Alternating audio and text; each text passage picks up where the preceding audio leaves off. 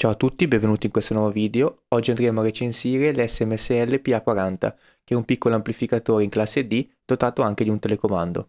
Prima di iniziare con l'unboxing, se ti possono interessare recensioni di prodotti audio e hi-fi come diffusori, amplificatori, cuffie e DAC, ti consiglio di iscriverti al canale così da non perderti le prossime recensioni. Ci tengo a precisare che questo prodotto mi è stato inviato dall'azienda Aoshida Audio, che è un rivenditore di questi prodotti SMSL ma anche di molti altri marchi, come ad esempio Topping, ma come al solito i miei pareri rimangono totalmente obiettivi e la mia recensione imparziale. La scatola di questo SMSL PA40 si presenta con un design molto curato, abbiamo infatti in alto il logo SMSL dell'azienda, in alto a destra il logo Ares Audio e poi abbiamo il nome dell'amplificatore PA40 High Resolution Power Amplifier e abbiamo anche il disegno stilizzato dell'amplificatore. Una volta aperta la scatola troviamo questa bustina che dovrebbe contenere il manuale di istruzioni, ma in questo caso è uscito durante il trasporto. Poco male, il manuale è molto piccolo ed è scritto in lingua inglese e in lingua cinese. Abbiamo poi una piccola tessera che presumo sia qualcosa che riguarda la garanzia del prodotto. Una volta rimosso il foglio di schiuma protettiva, troviamo un cavo di alimentazione classico Schuko. Troviamo poi un telecomando molto semplice realizzato in plastica, ma sembra di ottima fattura. Infine, protetto da una busta in plastica, troviamo l'amplificatore vero e proprio. Molto interessante il design dell'amplificatore e anche la finitura che è di ottimo livello. Analizziamo ora la parte frontale dell'amplificatore. Come vedete, la maggior parte del frontale è occupato da uno schermo. A voi sembrerà che questo schermo sia rovinato e pieno di graffi, in realtà è presente una pellicola protettiva che va rimossa. In video questa pellicola si vede molto bene purtroppo, ma quando ho effettuato le riprese purtroppo non mi sono accorto della presenza di questa pellicola e quindi non sono andato a rimuoverla. Oltre allo schermo, sul frontale abbiamo una manopola che, se premuta, ci permette di accendere l'amplificatore. Una volta acceso, sullo schermo compare il livello del volume. Quest'ultimo viene espresso in attenuazione in decibel. Ad esempio, questo meno 40 significa che il segnale d'ingresso viene attenuato di meno 40 decibel. Andando a ruotare la manopola sul frontale possiamo andare ad aumentare o diminuire il volume. Il massimo del volume viene raggiunto quando arriviamo a 0, mentre il minimo quando arriviamo a meno 60. Premendo una volta la manopola possiamo entrare nel menu delle equalizzazioni e selezionare 5 diversi tipi di curve di equalizzazione. Premendo nuovamente la manopola entriamo nella regolazione dei toni bassi, possiamo inserire valori da più 7 a meno 7 e premendo nuovamente entriamo nella regolazione dei toni alti. Anche qui abbiamo una regolazione da più 7 a meno 7. Premendo un'altra volta andiamo nel menu della regolazione del guadagno dell'amplificatore, abbiamo GH che è guadagno alto e GL guadagno basso. Questa è una regolazione molto interessante perché permette di andare a interfacciare al meglio la sorgente che andremo a collegare a questo amplificatore. Nel caso in cui abbiamo una sorgente che ha un'uscita di livello bassa, possiamo andare a impostare il guadagno alto. Questo farà sì che il segnale che arriva in ingresso a questo amplificatore verrà innalzato di livello prima di essere amplificato.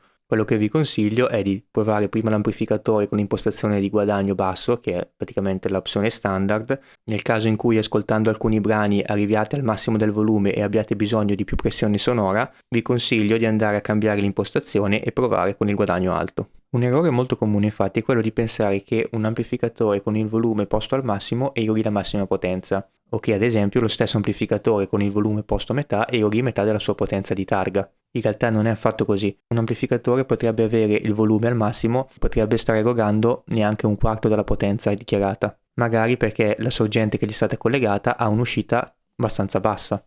Al contrario, potremmo avere la situazione in cui abbiamo una sorgente che ha un'uscita abbastanza alta e l'amplificatore ha il volume posto magari a metà, ma effettivamente già sta erogando la massima potenza. Quindi questa impostazione di poter cambiare il guadagno dell'amplificatore e mettere un guadagno più alto è molto interessante appunto nel caso in cui abbiamo una sorgente che ha un'uscita piuttosto bassa e abbiamo bisogno di più guadagno sul segnale prima che venga poi amplificato. Premendo nuovamente la manopola frontale andiamo a modificare la retroilluminazione del display. Con un'altra pressione usciamo poi dal menu e torniamo alla visualizzazione del volume. Analizziamo ora le connessioni posteriori di questo SMSL PA40. Per prima cosa troviamo un ingresso stereofonico di linea su connettori RCA, l'uscita amplificata per il diffusore di destra e anche l'uscita per il diffusore di sinistra. I connettori di uscita sembrano di buona fattura, sicuramente sono migliori rispetto ai connettori che utilizzano AIMA e Fosi Audio, perché questi sono più grandi, accettano meglio anche il cavo spelato e accettano anche le banane. ma soprattutto hanno la parte esterna che è totalmente isolata, quindi è molto difficile fare corti se andiamo ad utilizzare il cavo spelato. Troviamo poi l'ingresso per la rete elettrica. Come possiamo notare, quindi non abbiamo alcun tipo di alimentatore, ma l'amplificatore viene collegato direttamente alla rete elettrica, quindi all'interno, quando andremo poi ad aprire l'amplificatore, troveremo sicuramente una parte di alimentazione. Infine troviamo poi un interruttore che permette di scollegare totalmente l'amplificatore dalla rete elettrica, cosa molto utile se ad esempio non utilizziamo l'amplificatore per un periodo prolungato. Vediamo anche il telecomando, che è molto semplice, presenta il tasto di accensione e spegnimento e dei tasti e freccette per navigare nei menu. Poi abbiamo un tasto che permette di selezionare gli ingressi, di mettere il mute, di entrare nel menu e anche il tasto più o meno per la regolazione del volume. Molto semplice ma molto comodo. Vediamo ora le caratteristiche tecniche che dichiara SMSL per questo amplificatore. Abbiamo l'ingresso che è solo RCA, DHD+N, quindi distorsione armonica più rumore dello 0.004%, verificheremo poi nella parte di misurazioni se questo dato è vero, rapporto segnale rumore di 100 decibel, separazione fra i due canali 72 decibel, abbiamo la sensibilità di ingresso. Quest'ultima non è altro che il valore di livello del segnale in ingresso che con il volume posto al massimo dell'amplificatore ci permette di avere la massima potenza in uscita dall'amplificatore. Ovviamente abbiamo due valori diversi per l'high gain che è di 315 mV e per il low gain che è di 580 mV. La potenza erogabile in uscita che è su 4 ohm di 165 W/2 e su 8 ohm di 85 W/2. Verificheremo poi anche questi dati. Il consumo nell'utilizzo normale è di 40 watt, le dimensioni sono circa 19 cm di larghezza, circa 4 cm di altezza e circa 18 cm di profondità. Il peso è di 1,26 kg. Ora vado a rimuovere le viti del pannello posteriore dell'amplificatore e successivamente anche le 4 viti del pannello inferiore, in modo da riuscire a sfilare il coperchio dell'amplificatore e vedere all'interno. A colpo d'occhio possiamo vedere che la parte interna dell'amplificatore è divisa in due parti, una è la parte di alimentazione e l'altra è la parte dove abbiamo la parte di amplificazione vera e propria. In questa immagine possiamo vedere meglio la composizione dell'interno dell'amplificatore e come dicevo precedentemente abbiamo una parte di alimentazione, quindi viene convertita la corrente alternata proveniente dalla rete elettrica in corrente continua a vari livelli di tensione e viene poi inviata tramite dei cavi all'altra scheda che è la parte effettiva di amplificazione.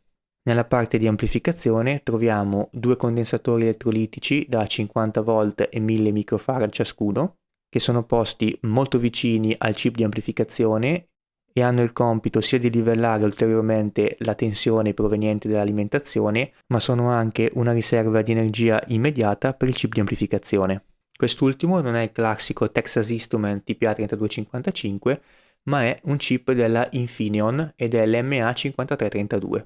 Questo chip è posto sotto a questo piccolo dissipatore di alluminio che permette appunto di dissipare il calore prodotto dal chip. Come in tutti gli amplificatori in classe D troviamo poi le induttanze del filtro di uscita e anche i condensatori del filtro di uscita. Entrambi i componenti sembrano di ottima qualità. In generale il circuito mi sembra ben organizzato e i componenti di buona qualità e sono stupito anche dalle dimensioni della parte di alimentazione. Andiamo infatti a vedere ora come si è comportato sotto il banco di test questo amplificatore e in particolare partiamo con la misurazione che ho ottenuto della risposta in frequenza al variare del carico applicato. Come al solito andiamo ad analizzare la risposta dai 10 Hz fino agli 80 kHz, quindi ben oltre la gamma udibile. Su questo grafico trovate tre curve, quella rossa che riguarda la risposta con carico da 8 ohm, quella blu la risposta con carico da 4 ohm e quella in giallo la risposta su un carico da 2 ohm. Come possiamo vedere sotto i 5 kHz le risposte sono praticamente identiche, abbiamo solo una leggera attenuazione attorno ai 20 Hz di circa mezzo decibel. Per quanto riguarda le altre frequenze invece abbiamo la solita dipendenza dal carico. A dire il vero mi sembra molto simile a una dipendenza classica del TPA3255. Per capirci il chip che viene utilizzato nella IMA 07 Max, nella IMA 07 e nel Fusi V3. In particolare prendendo come riferimento i 20 kHz che sono il limite teorico udibile dell'orecchio umano, abbiamo un'enfasi di 1,3 decibel sulla risposta da 8 ohm meno 0,2 decibel sulla risposta da 4 ohm e ben meno 3,5 decibel sulla risposta da 2 ohm. Quindi mentre le risposte su 8 ohm e 4 ohm sono molto buone e accettabili, visto che abbiamo una diversità di circa 1,5 decibel, la risposta da 2 ohm è abbastanza scarsa, visto che a 20 kHz abbiamo un'attenuazione di ben meno 3,5 decibel che iniziano ad essere importanti. Sono andato poi a valutare la differenza di risposta su 4 ohm tra i due canali destro e sinistro con il volume impostato a meno 30, quindi all'incirca metà, per vedere la precisione del potenziometro. Abbiamo uno scarto di circa 0,2 decibel, quindi direi molto buono. Sono andato poi ad effettuare una misurazione di risposta in frequenza per ogni equalizzazione disponibile su questo SMSL PA40 e le potete vedere su questo grafico in diversi colori. L'equalizzazione 0 è l'equalizzazione flat, la potete vedere in verde, quella che non inserisce alcun tipo di equalizzazione. In questo grafico potete vedere invece i controlli di tono posti al massimo con la curva rossa e al minimo con la curva blu. L'intervento del controllo dei toni bassi è centrato sulla frequenza di circa 110 Hz, a parer mio un po' troppo alta, e permette di interagire nel range più 14 meno 14 decibel. Per quanto riguarda i toni alti invece il centraggio avviene attorno ai 20 kHz e abbiamo un intervento di lavoro di circa più o meno 16 decibel. Sono andato poi a misurare la distorsione armonica di questo amplificatore. Se non sai cos'è la distorsione armonica o in generale non sai cos'è questo grafico, ti consiglio di andare a vedere il video che ho realizzato appositamente per spiegarti cos'è la distorsione armonica e come leggere questi grafici, lo trovi sul canale, oppure puoi cliccare sul banner che ti compare in alto a destra per andare direttamente al video. Se invece sei rimasto su questo video, sai già che come al solito per testare questo amplificatore ho applicato all'ingresso una sinusoide alla frequenza di circa 1030 Hz con un'ampiezza in modo tale da far sì che in uscita abbia una potenza di 5 watt su un carico da 4 ohm. In questo modo possiamo andare ad analizzare tutte le componenti di distorsione armonica di questo amplificatore. Il fondo di rumore imposto dal mio generatore di segnale è di 110 decibel rispetto alla fondamentale e possiamo notare che abbiamo una seconda armonica a 90.5 decibel, una terza armonica a 107 decibel, una quarta armonica a 104 decibel, una quinta armonica a 99.3 decibel, una sesta armonica che scompare sotto il fondo di rumore e una settima armonica a 95.5 decibel. Abbiamo poi anche delle altre armoniche come l'ottava, la nona e la decima. Svolgendo i calcoli otteniamo una THD dello 0.00705%.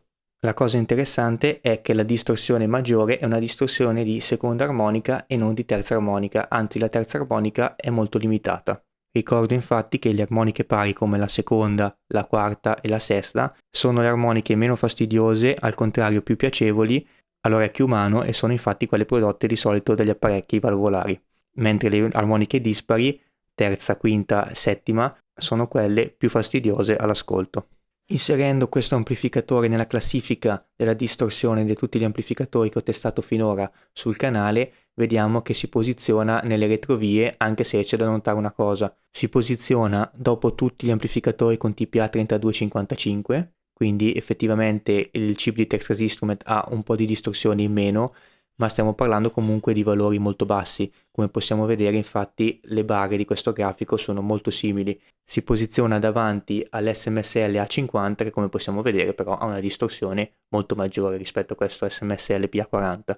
Quindi a livello di posizione è abbastanza indietro, ma se andiamo a vedere i valori di queste posizioni sono in realtà molto vicini. Passiamo poi al test con i multitoni. Al posto che una singola sinusoide ne vengono inviate molte di più e si va a valutare tutta la componente di rumore e distorsione creata dall'amplificatore.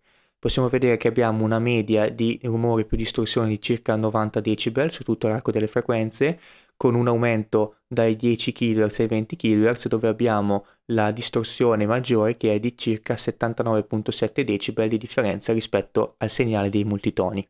Ho deciso di creare una classifica separata anche per il test dei multitoni andando a valutare appunto il Free Distortion Range, cioè il range espresso in decibel che c'è tra il segnale applicato dei multitoni e la più alta distorsione rilevata su tutta la banda di frequenze.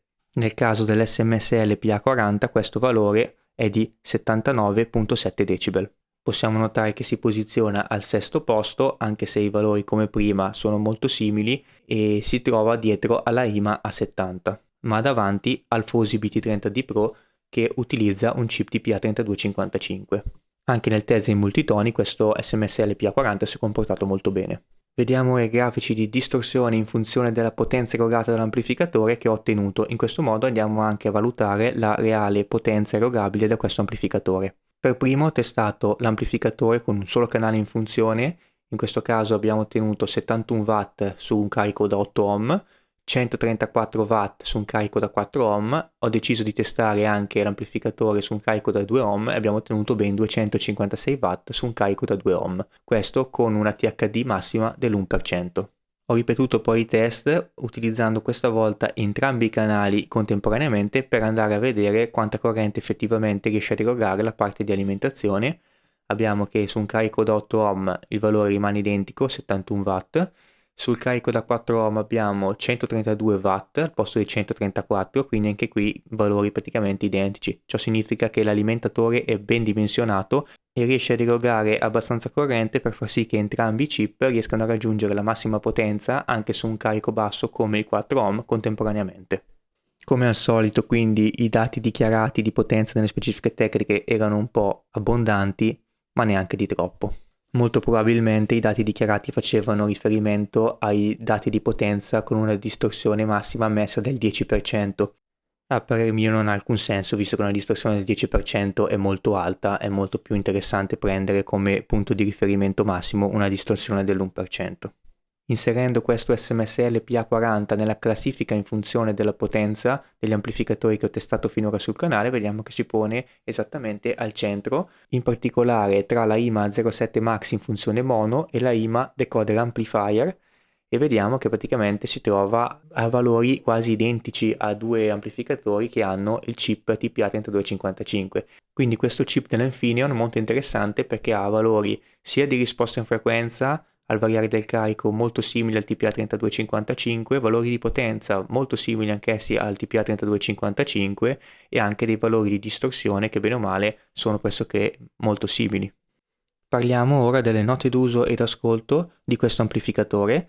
Per quanto riguarda le note d'uso, in realtà c'è poco da dire, è un amplificatore con solo un ingresso di linea, cosa che in realtà per me è un grande contro. Avrebbero potuto mettere 2 o almeno 3 ingressi di linea, in questo modo sarebbe stato molto più versatile questo amplificatore. Infatti avremmo potuto collegarci un DAC e altri sorgenti. In questo modo invece siamo obbligati a collegare per forza un'unica sorgente o a dover effettuare la selezione delle sorgenti tramite un altro preamplificatore o comunque magari un DAC che ci permetta di selezionare più ingressi. Davvero un peccato perché con quella caratteristica sarebbe stato veramente molto più versatile. Abbiamo il telecomando che è molto comodo e soprattutto per la regolazione del volume, e per questo scopo ci viene molto d'aiuto anche lo schermo, che è molto grande e ci permette di visualizzare bene e anche a molta distanza il livello effettivo del volume, cosa che per adesso non ho trovato in nessun altro amplificatore che ho testato. Questo amplificatore, sia per quanto riguarda le caratteristiche e il prezzo, lo vedo un competitor della IMA A07 Max o del Fosi V3 e in generale di tutti gli amplificatori che utilizzano un TPA3255 senza post filter feedback e che hanno un solo ingresso RCA analogico. I vantaggi di questo PA40 sono il fatto di avere il telecomando e lo schermo che ci indica il valore del volume, cosa molto interessante, ma anche di avere l'alimentatore integrato all'interno dell'amplificatore, quindi se non ci piace avere l'alimentatore separato esterno che non sappiamo dove posizionare, cosa che sia Fosi Audio che AIMA hanno sempre, in questo caso invece l'alimentatore è all'interno dell'amplificatore, quindi dobbiamo solo collegare un cavo alla rete elettrica e tutto è all'interno dell'amplificatore. Per quanto riguarda il suono, invece, anche qui un suono molto simile al suono del TPA3255, quindi tutti gli altri amplificatori come AIMA e Fosi che montano lo stesso chip. Le differenze che ho riscontrato sono più che altro sulla gamma bassa, dove questo SMSL PA40 è leggermente meno profondo e anche un basso che è meno fermo, meno smorzato. Quindi per chi piace il basso più avvolgente, un po' più lungo, questo SMSL PA40 è preferibile, mentre per chi preferisce un basso più secco, più fermo, io consiglio un TPA3255.